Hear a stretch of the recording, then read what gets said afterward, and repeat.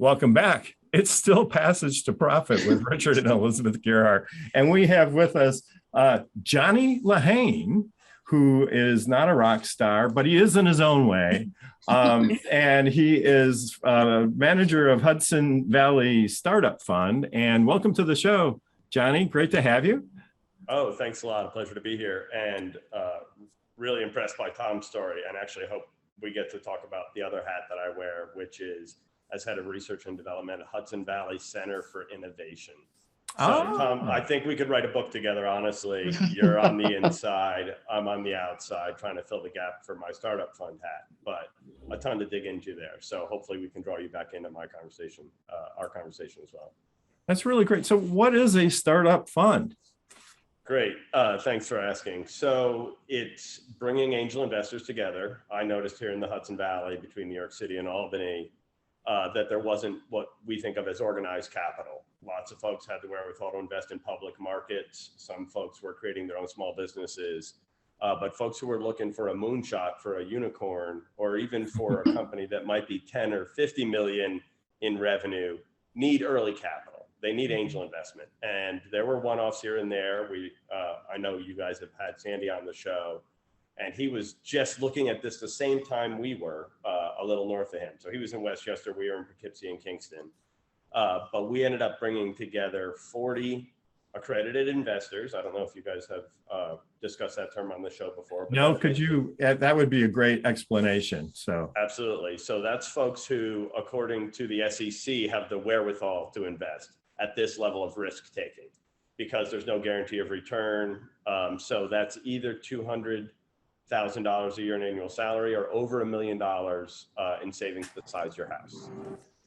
And then the basic recommendations are not more than $1 million of your net worth should be invested at this risky level, basically. But we look at really early stage businesses that will have a chasm to cross before they are profitable, but the profit opportunity is so big that you're willing to invest in this. And usually you invest with a form of debt called convertible debt, or with direct ownership in equity. And you're hoping these companies go on to get professional money, venture capital, in subsequent rounds as they innovate. So let me ask you, what's a convertible note and what's equity? Great questions. So a convertible note is like a loan that you're not collecting the interest on, but it is accruing interest. But then there's a trigger in it that in the future, when other people invest in the business, when other investors come in, the value of that initial investment will be determined at that time, and it will convert into equity or shares in the company. So it will become shares in the company at a later date when somebody else pins down the value, but we're not ready to do that. It's too early stage. If things go another direction, it might stay debt and we might collect the loan plus interest. That's not the road we want to take, but that vehicle is built into the legal document. So you don't lose your shirt on everything. You might lose your shirt on it if there's, it allows you to be in line with the debt holders, which are in front of the equity holders, as you know. But if there's nothing there, then there's nothing for anybody, even the debt holders, which can happen, especially in a software startup. So if a startup fails, there's just no way to collect on the note, and everybody just cries their eyes out over a beer and calls it a day. And that actually gave birth to an even simpler vehicle called a safe note that sort of feels like convertible debt, except you can't convert the debt on it, but it puts off or punts that decision on the value until a later round of investment in a similar way. Yeah, so I want to bring this down just a little bit. This is kind of high level stuff. I'm already confused. But if I were, well, I do have my own startup, but I'm still doing law firm money, not personal funds for it. I'm using my own personal funds for it. But if I were to go to your fund and say, okay, I have this startup, would you take a look at me and see if you would give me money to run this startup? What's the process that people go through for that? Great question. So first, it's our criteria, right? What kind of companies are we going to look at? So the initial conversation is, are you looking at a company that's likely to be able to get to 10 or $50 million a year in the next 5 or 10 years? Hopefully much more than that, but revenue. So if that's not what you're building, then we're not the starting point for you. So we try to get that conversation out of the way. Then we look at what stage you're at. You have to have built something. We need a prototype. I know you've heard this before from other guests on your show, but really we want to see some traction in the market. If you're B2B, business to business, that means some pilots with paying business customers. If you're business to consumer, think of social media, which you're probably not going to be the next Facebook, by the way. Let me just get that out there right away. We've had dozens of folks come to us believing they are going to be. But if you're B2C, then lots of users and an understanding of where a business model is going to be, where that revenue path is going to be, but you don't necessarily need to have that revenue yet. So that's something that your first point is something that Richard has said quite often. He sits on the Westchester Angels in their group, but it has to be scalable, right? So you can't, to get investment funding, especially in tech, you can't just be selling to one or two people from the corner store. I would say if you're going the classic venture capital route, that is true. We look hard, especially here in the Hudson Valley, for alternative routes for great software that maybe isn't going to be the next Facebook or the next Google, but should exist and does have a viable audience and shouldn't have to be built off of your home equity line or an SBA loan that's probably tied to your home as well. Interesting. Is it just tech that you fund, or do you look at others? We're agnostic. So the Hudson Valley Startup Fund is focused on investment in companies in the Hudson Valley or with a strong tie to the Hudson Valley. We see that as everything. For Fund 1, it was everything between New York City and Albany, exclusive. So not Albany area, not New York City. Eastern New York Angels is an established fund up in the Albany, Troy area. And we worked with them, and they were actually a mentor for us. And New York City's got lots of capital, lots of organized angel investment fund. We weren't going to move the needle a lot in that area. We really wanted to impact the Hudson Valley. So that was the first fund. The second fund, we realized that a relationship with New York City was important. So we actually opened small bets, $50,000 range investments to companies in New York City that might have a viable path to having a greater presence in the Hudson Valley. And in our next fund, Fund 3, which we're actually looking at going somewhere between an angel investment fund and a venture fund, about a $10 million fund. We will, at the very earliest stages, post-accelerator, invest in companies that might not have a presence in the Hudson Valley at this time. Wow. Okay. So that's a pretty active business for you, and it is extremely sophisticated for sure. How did you get your start in business, and how did you get to the point where you're doing all this fancy finance?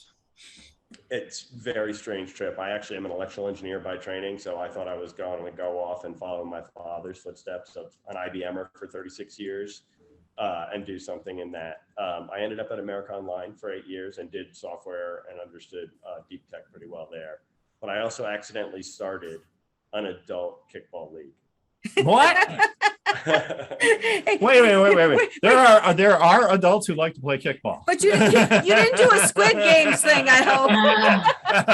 Oh my God, don't even say that word. So yeah, with a couple friends at a very popular bar, shout out to Kelly's Irish Times, actually, where my entrepreneurship journey really started. And somebody said, hey, how come adults don't play kickball? And next thing you knew, we had a league formed and had named it the World Adult Kickball Association. So had grand plans even while we continued our day jobs. But in the dot bomb in 2001, for those who remember that, one of my buddies who was also running these kickball leagues with me lost his job and spent half his time looking for a job and half his time growing the kickball leagues. And we had people calling us from Florida and Boston who had played in our DC leagues who said, I want it here. Those were the most fun times to look forward to each week. So it was before you could just stand up a Google workspace and launch a remote distributed business, no Zoom. But we had enough tech savvy to build our own infrastructure, our own payment system, our own league management systems, and grew to 70 cities across the US and launched a franchising arm. And that was all bootstrap. So to bring it back a little bit to the context of startup fund, bootstrap means we funded it ourselves. We got traditional bank loans, the journey of a lot of small businesses. But we were distributed in terms of we didn't have an office. We never rented a physical office. We only rented kickball fields and then softball fields and soccer fields and flag football fields. So what is the profile of the adult kickball player? Yeah, 21 to 35, it's very social. And then it ranges from looking for an excuse to be out on a weeknight to looking to relive their D1 glory, except in this new sport of kickball. And I mentioned before the show. Is kickball like soccer? No. It's between baseball and soccer. You bowl the ball, the big red rubber ball from the pitching mound. You kick it, and then you run the bases, and you can throw the ball at the runner. There's a professional league for this, right? There's no professional league anywhere. Nobody lettered in high school. So it's ridiculous. So I always say, like, I got my business knowledge in a ridiculous, probably the most ridiculous way you could. But I had to learn a lot of challenges when we had a full-time staff of 250 people running leagues and businesses on the ground. And we're throwing events where we had thousands of people show up for 4 days in a city, sometimes overwhelming their local bar scene. Yep. Nice. Well, I bet when you kicked off your league, you were especially good. Kenya, do you have any comments? Please rescue us. Please rescue us from me. Couple little fun facts about me. I hated kickball in school. I never understood the concept of someone kicking a ball at your head and then and run Better around. than dodgeball, though, right? This is so true. And I appreciate what you're doing because I live in the Hudson Valley. I live in Orange County. So shout out to Orange County. So I'm curious to know, like, outside of the prototype and the pitches that you get, and how do you know, like, somebody has something really good that's worth, taking a shot at? Great question. Thanks for bringing it back to the passage to profit. So for us, there are several elements. And again, I've heard other guests share some of these similar things on the show before. But one of the things is if it's just someone, an individual, that's going to be hard. We like to see a really strong team and a team that knows their gaps, like has identified, well, we actually have tech chops and can write this ourselves. And we have some business management and operations experience.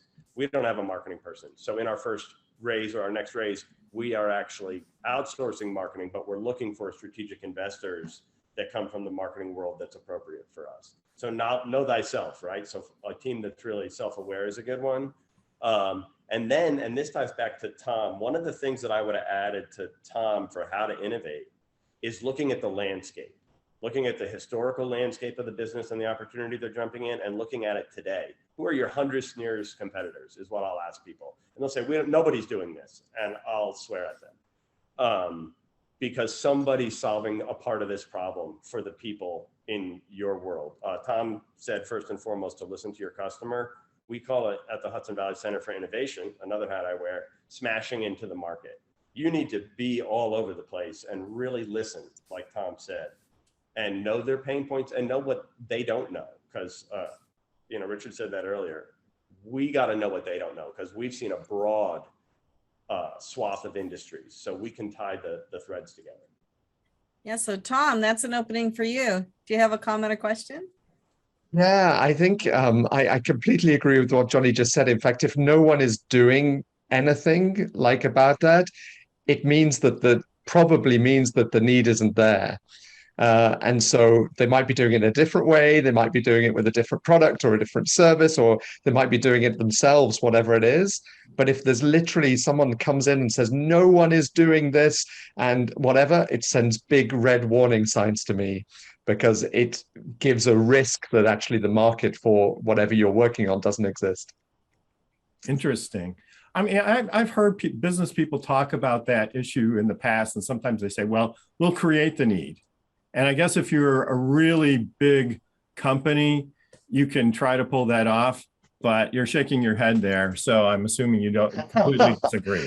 And you have tools to gauge that need anyway. Jobs to be done is a great framework. Absolutely. If you haven't Googled it, you can talk to the client base. And I talk about those impacting and those impacted by whatever space you're in.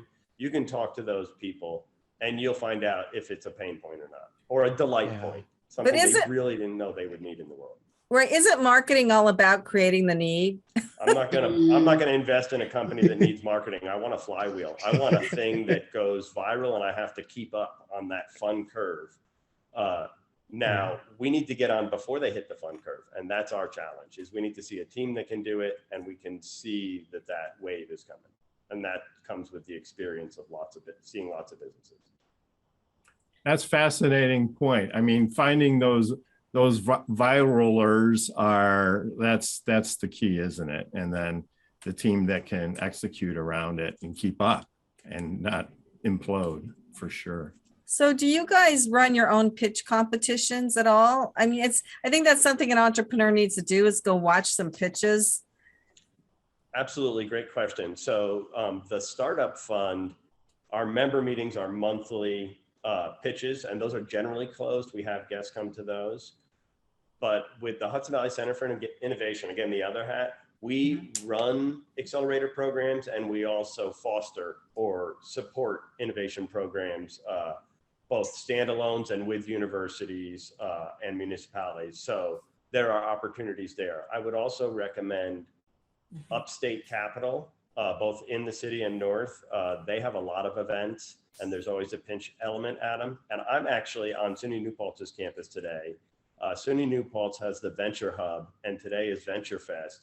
And we have 6 companies that are doing 3-minute lightning pitches. I feel so bad for them. You can't get anything really across in 3 minutes, except that you know what you're talking about and that you're the right person to maybe tackle this problem. And we've also had Hudson Valley Tech Startup Weekend. So TechStars throws these things around the country called Startup Weekends.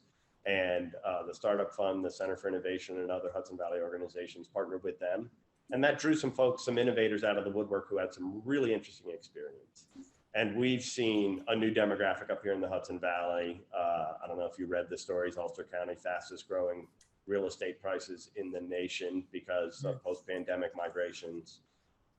So we've seen a lot of talent come up from New York City and want to do different things, sometimes solving a social problem that's really come to light recently. So it's an exciting time for us to be investing in local innovation.